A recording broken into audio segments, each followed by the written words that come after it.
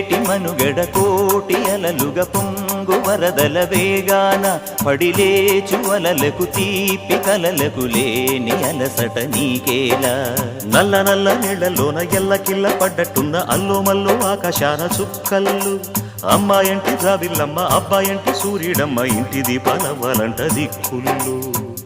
ఎవరికి వారే యమునకు నీరే